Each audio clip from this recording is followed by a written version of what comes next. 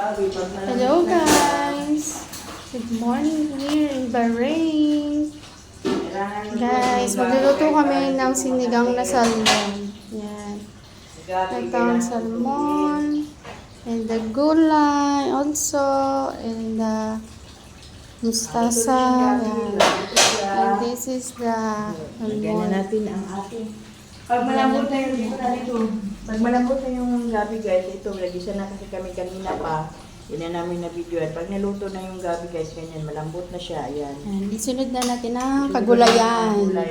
Huli na yung Mga isda. ano. Ito yung isda po. Dahil yung maluto yan. Hindi maluto. Madudurog siya. Madudurog po siya. Ganyan. Pag makulo na po yan guys, Daming salmon. kailangan kuluin. Pag makulo yan gulay, lagyan na natin yung isda.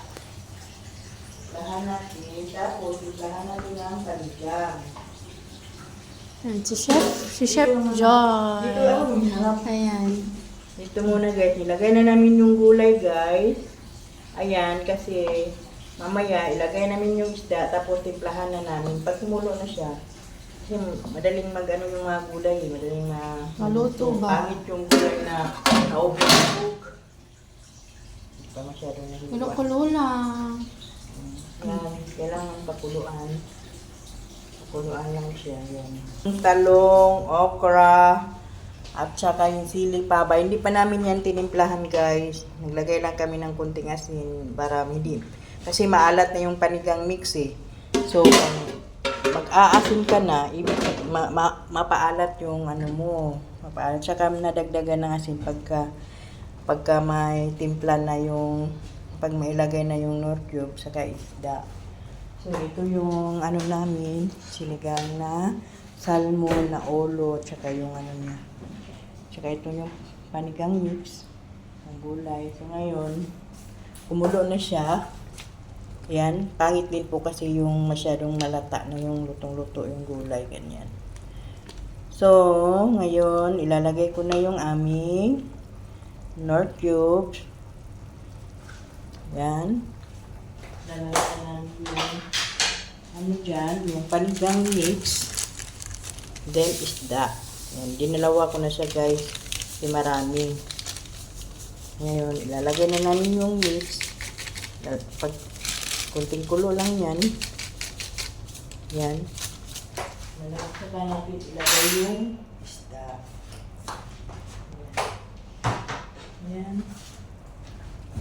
Haluin muna natin konti para mahalo yung ano, yung mix. Yan. Saka po natin tikman siya guys.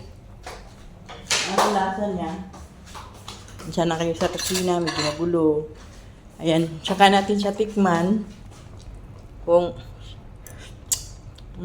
sarap siya. Kina yung lasa niya.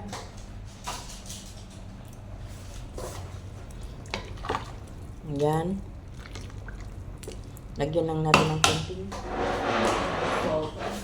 Lagyan tayo ng konting salt kasi pinatabang. Hindi naman na kami nagpapatis. Matabang siya. Konting salt lang. Yan. Kasi medyo matabang siya po. Yan.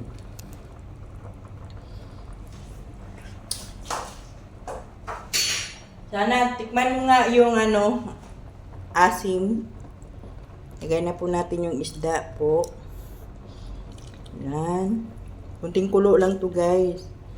Kasi madaling maluto to. Pag inuuna natin tong miluto to, ano po siya, madudurog. Madaling maluto po to yung isda namin guys. Yan. Madaling maluto. Kung natin dami na masyadong sabaw kasi yung gulay minsan nagtutubig. Tutubig po yung gulay minsan. Yan. Yan siya guys. So, nilagay ko na yung isda. Yung mga gulay, hindi pa siya masyadong luto kasi kailangan pangit na yung masyadong nalata na yung gulay.